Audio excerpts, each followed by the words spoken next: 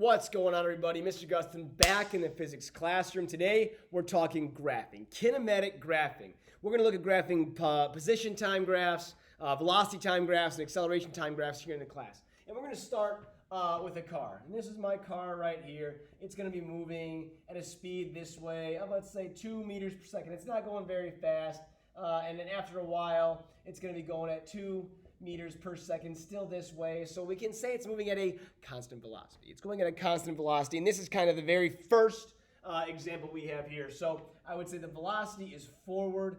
The acceleration is equal to 0 meters per second, because it's not speeding up, it's not slowing down, it's going at a constant speed in the forward direction. Well, let's check its graph out first. So if I go ahead and look at my position and time graph in meters per, in xt, because it's horizontal, moving in the x direction. If I go ahead and look at this, I'll say it starts at a position of 0, and as time goes on, it has a linear relationship. So as time goes on, after 1 second goes by, it moves 2 meters, and after 2 seconds goes by, it's now moved 4 meters, and after 3 seconds has gone by, now it's moved 6 meters. So it's going 2 meters every second consistently. That's a constant slope. So the graph actually tells me where it is located as a function of time. And when I look at the slope of this graph, as we did in our speedy lab, the slope of this graph is going to be speed, or velocity, actually. The slope of this graph is velocity. And I know that because if I actually calculate the slope is going to be change in position over time, which is the definition of velocity in the x direction here. So just by simply looking at the slope or constructing an equation for the slope, I can see change in x over time. Well, that's the definition of velocity. So that's what I'm seeing here. The slope is constant, so I know it's a constant velocity here, which actually helps me then sketch the velocity in time graph. Because if I know that the slope is constant and I have a value for it, if I want to go ahead and sketch a velocity in time graph for that exact function, all I have to do is sketch velocity with a constant value.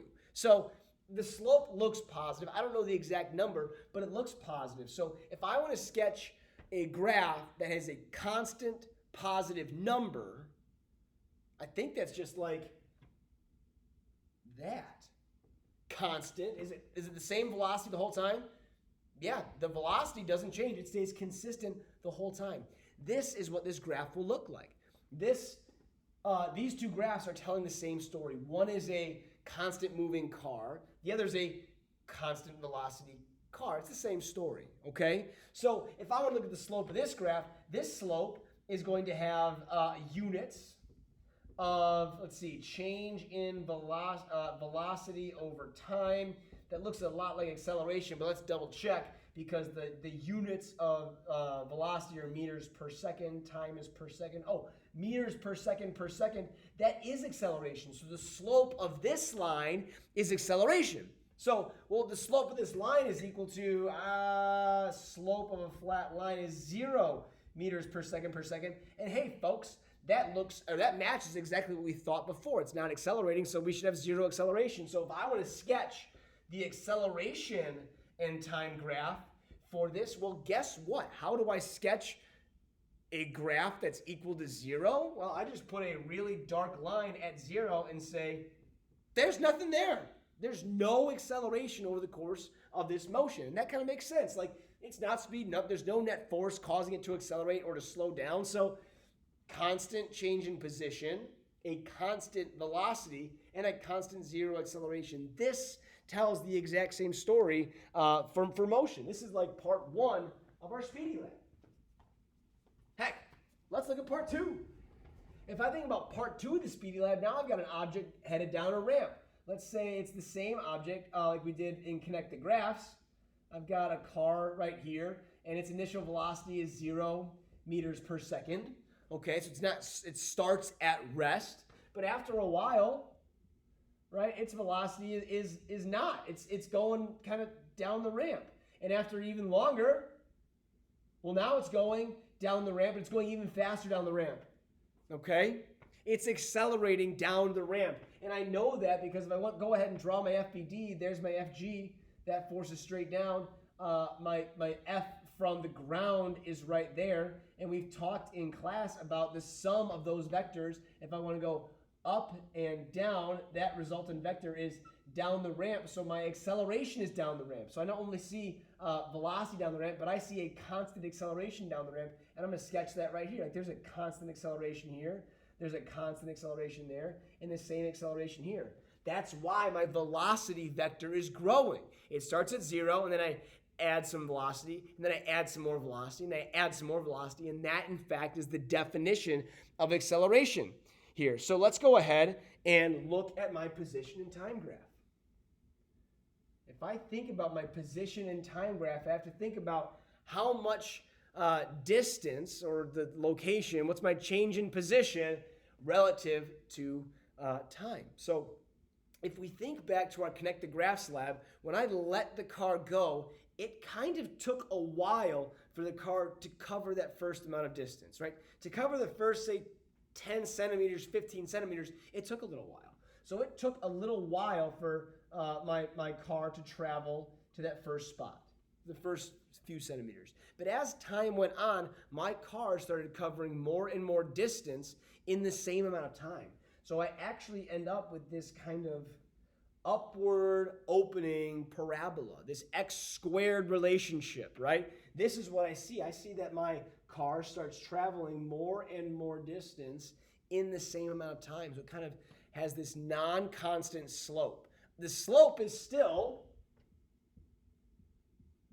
my change in position over time. My slope is still velocity, but this time I don't see a constant slope, which means I don't see a constant velocity. This is a non-constant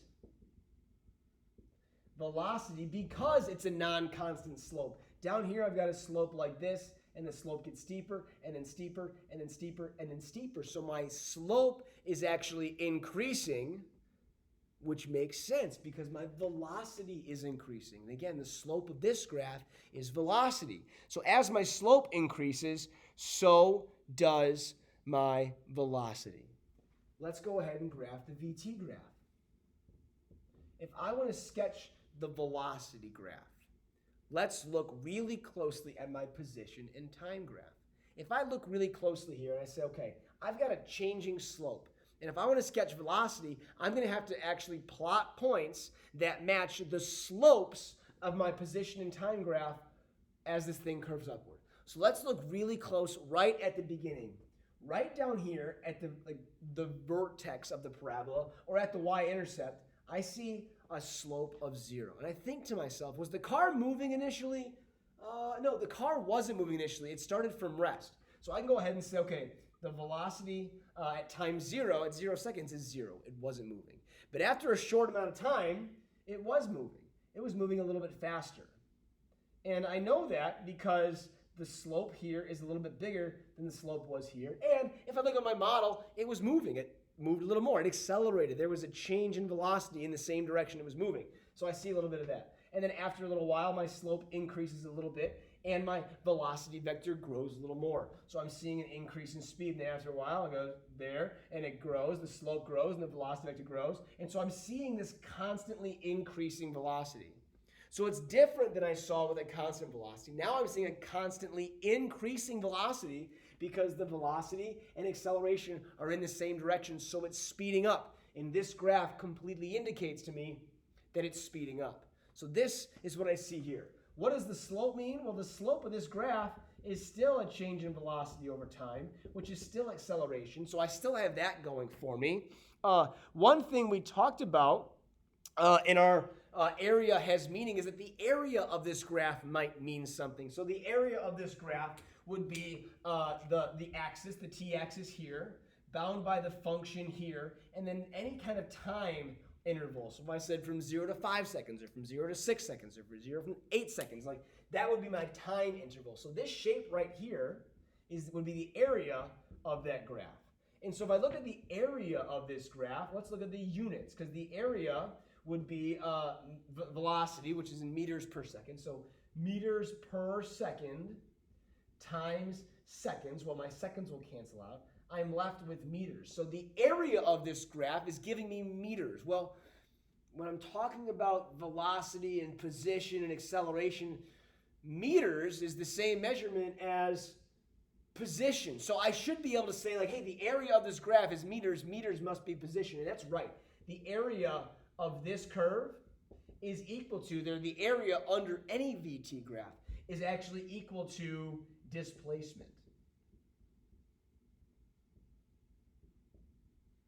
Which is crazy because this has some area under it, and I can actually use the VT graph, the area, to find position and the position information, my displacement, or I can use the slope of this graph to find my acceleration.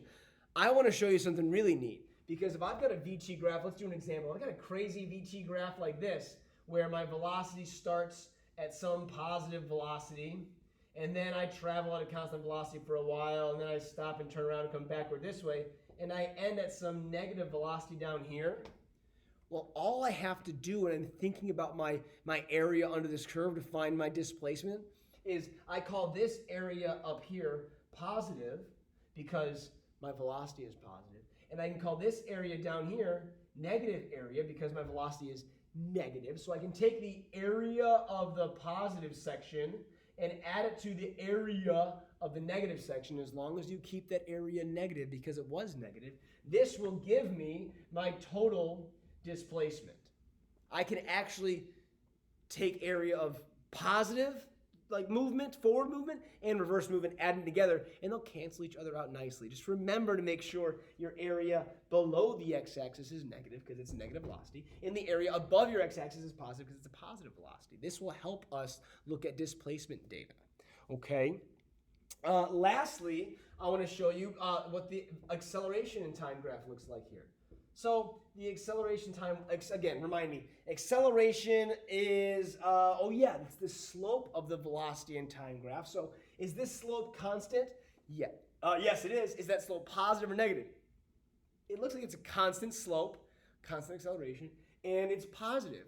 Well, that makes sense because it's going in the same direction as my velocity. My velocities were all positive, so I can call acceleration positive.